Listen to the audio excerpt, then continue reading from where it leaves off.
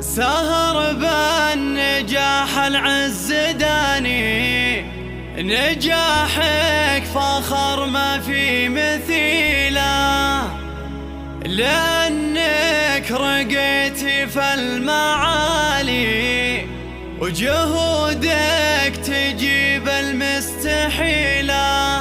سهر يا فخر طول الزمان، نهنيك يا الشيخ الأصيلة، نهنيك يا الشيخ الأصيلة. بعز وفخر نهدي التهاني ونتخير أبيات جزيلة، نهني سهر بغل المعاني بيوم اعتلت قمة طويلة. سهر بالنجاح العز داني، نجاحك فخر ما في مثيله، نجاحك فخر ما في مثيله. بعز وفخر نهدي التهاني ونتخير أبيات جزيلة، لأنك رقيت في المعالي وجهودك تجيب المستحيلة. سهر يا فخر طول الزمان، نهنيك يا الشيخ الأصيلة. باسم امك الحان التهاني تقول بدري يا الخماس. هذه النسخة للاستماع فقط، جميع الحقوق والنشر والتوزيع محفوظة.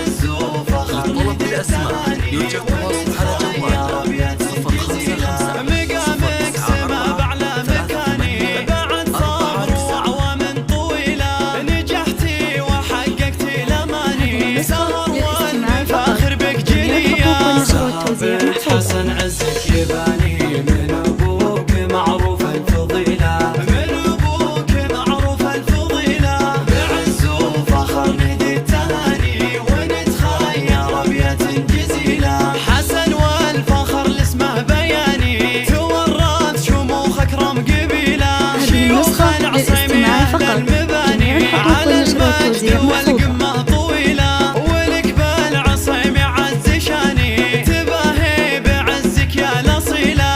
عسب عمرك التوفيق داني ودربك إلى القمة سبيله، ودربك إلى القمة سبيلة.